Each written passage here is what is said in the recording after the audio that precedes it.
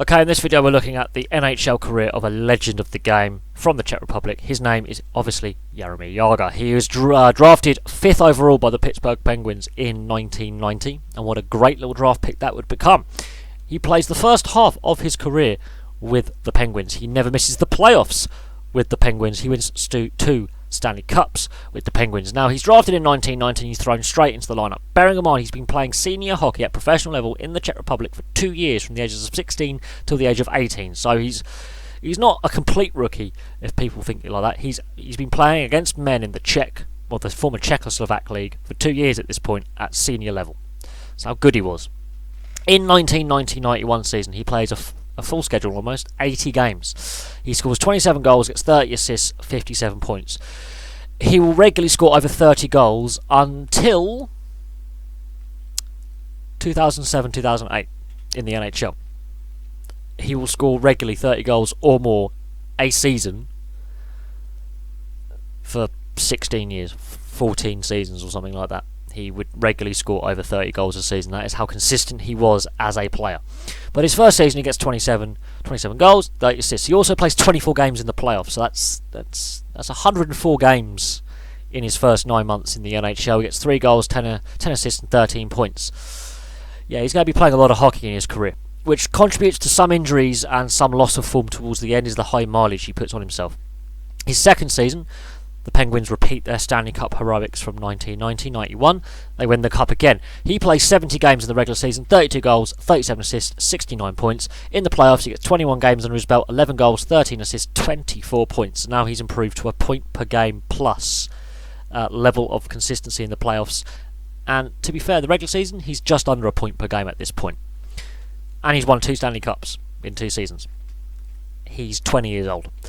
92-93 he plays 81 games, the most games he's played in a season up to this point. He gets 34 goals, 60 assists, 94 points, and as you can see, his points totals are going up. They're trending upwards.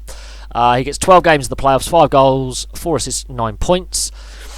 93-94 he plays 80 games. His goal scoring goes down somewhat to 32. His assists go up to 67. He gets 99 points. He's just shy of 100 points in his 4th full season in the NHL. He plays 6 games in the playoffs that year. 2 goals, 4 assists, 6 points. Now, 94-95 is shortened by a lockout. He goes and plays for Kladno back in the Czech Republic.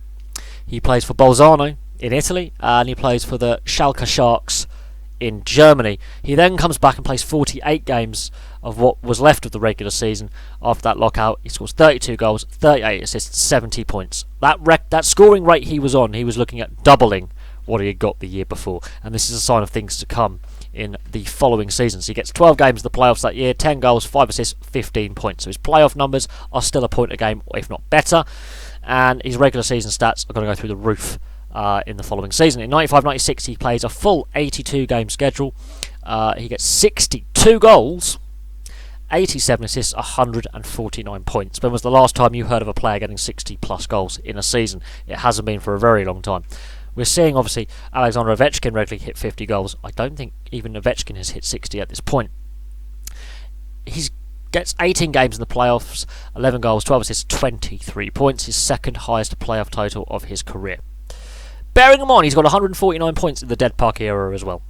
I'm just putting that out there. Goal scoring and assists and creativity was being stifled at this point, and he's still nearly got 150 points. This is not the 80s, this is the 90s. In the 80s, those numbers were pretty regular for hatfuls of players. By this point, in the mid-90s, it's a lesser-known thing. He's still doing those numbers. That is how good a player he was. Following season, 96-97, injuries are starting to affect him a little bit. Plays 63 games, he gets 47 goals, 48 assists, 95 points. Had he been fully fit the whole season, he would have probably equalled what he did the year before. He gets 5 games in the playoffs, 4 goals, 4 assists, 8 points. So, while they're not as successful in the playoffs, and money is starting to be a problem for the Pittsburgh Penguins, they are starting to run out of cash. He's still whacking in the goals, racking up the assists and getting good points totals.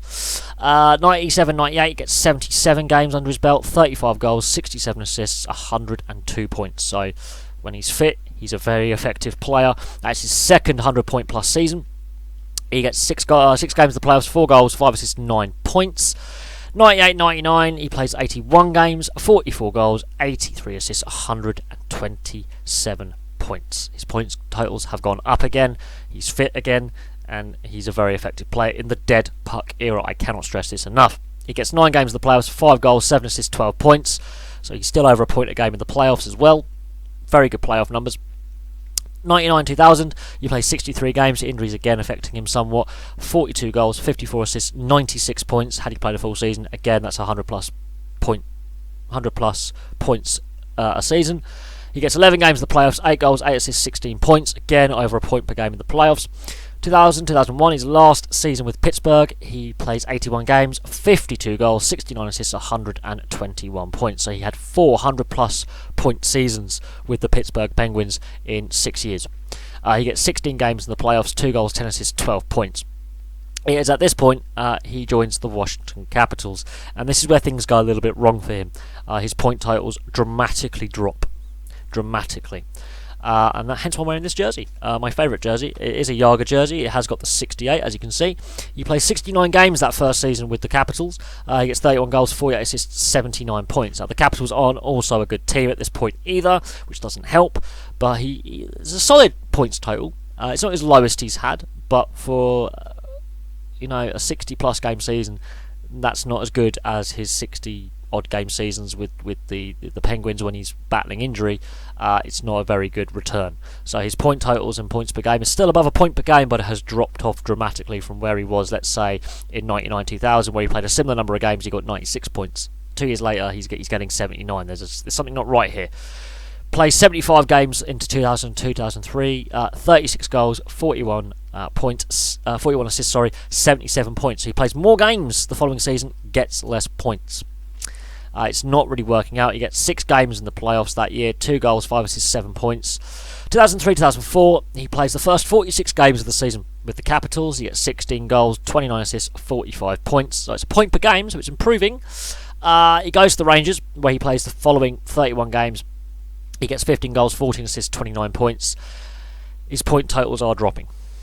They're all in the 70s at this point. And then the lockout comes. Now, people think he's done as an NHLer. His form the last 3 seasons has collapsed compared to where it was with the Penguins. He's not a happy camper. It's not going well. The 2004-2005 NHL lockout, the whole season is lost. He goes and plays for Kladno, again in the Czech Republic, and also his first spell with Avangard Omsk in Russia.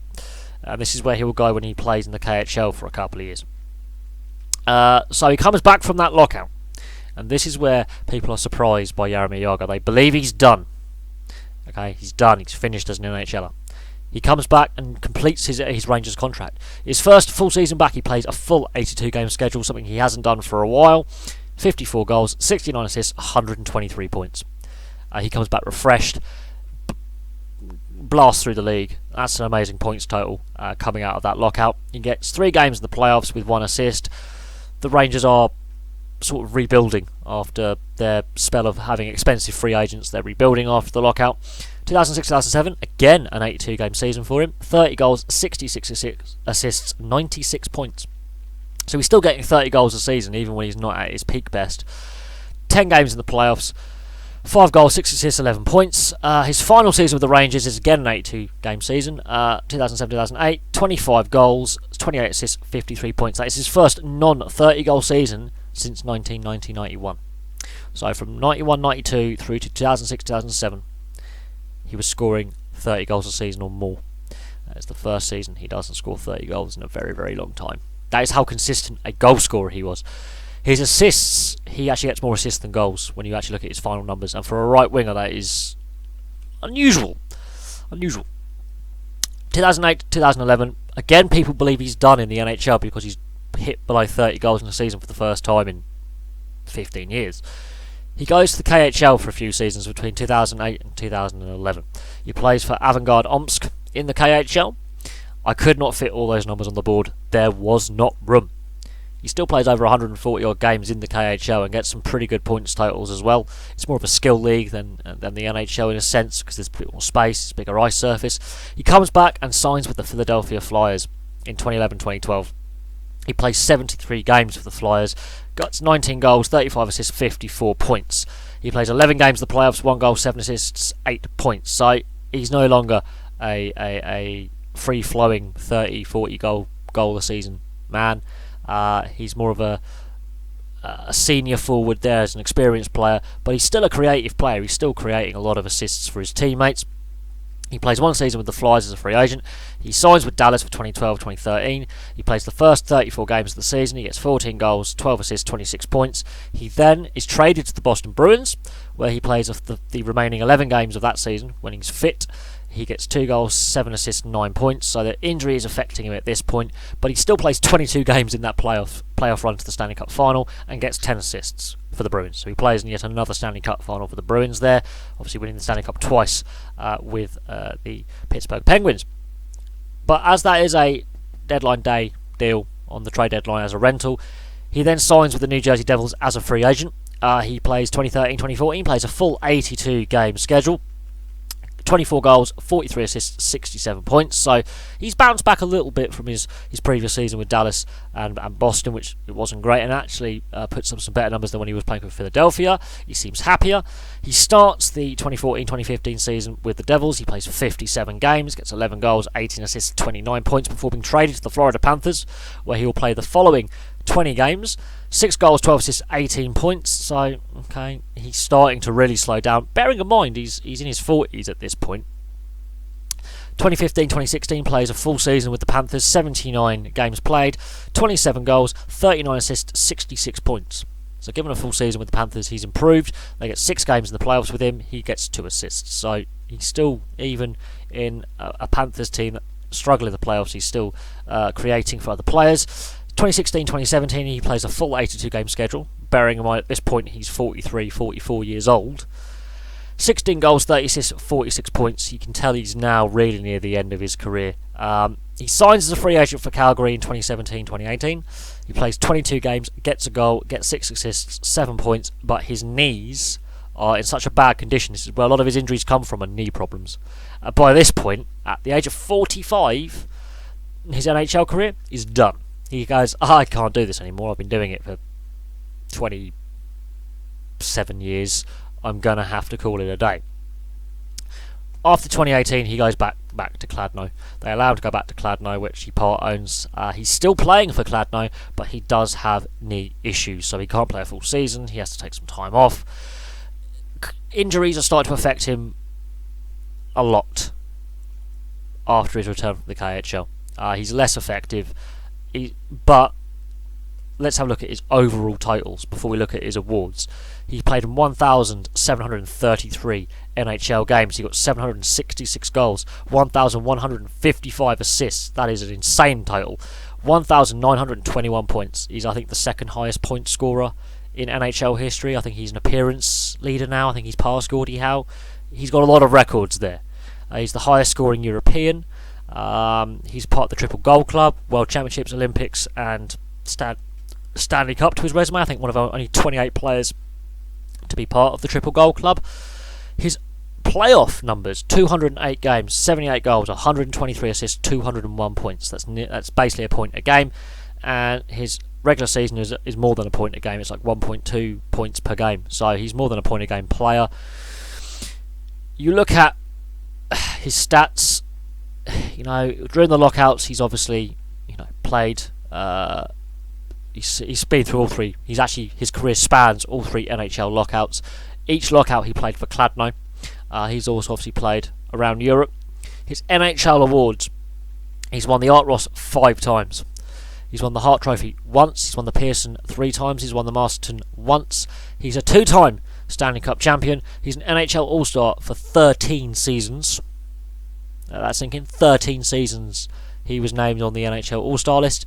He was a first-team All-Star 7 times and a second-team All-Star once. He holds a whole host of records for the Penguins. He also holds a fair few records for the Rangers as well at club level. The guy is a machine. He is actually still a registered player in Kladno. Whether he actually plays this season or not, or is just there as a backup player in case someone goes down injured, we'll have to wait and see, because the Czech regular season is just about to start. If I could get his Kladno numbers on the board, I would, but there's just not enough room. His Avantgarde Omps numbers, if I could get them on the board, I would. Again, there isn't enough room. He has played that much hockey.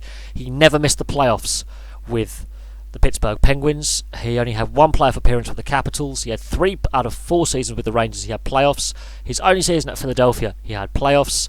His only season with Boston, or part of the season, he had playoffs, and he went to a Stanley Cup final. And he made 1 playoff appearance with the Florida Panthers. So he had 1, 2, 3, 4, 5, 6, 7, 8, 9, 10, 11, 12, 13, 14, 15, 16, 17, 18 postseasons in his career. That is an insane amount of playoff hockey, hence the 208 games. He's had more playoff games than some players have regular season NHL games. That is how good a player he was, and he's the best European of all time. And he will be in the Hall of Fame as soon as he stops playing. He will be first ballot eligible. They might even waive his eligibility requirements and put him straight in as soon as he announces his retirement. He is that good a player. He says he wants to play until he is 50 years old. So he's currently 47. There's 3 more years to go until he's 50. Can he do it? That is a question only he can answer with his fitness. Will his knees hold up? Will his body hold up? But for now, thank you very, very much for watching. Please place your comments below, and also don't feel afraid to like and subscribe. Thank you very much for watching, and I'll have some more videos for you very, very soon.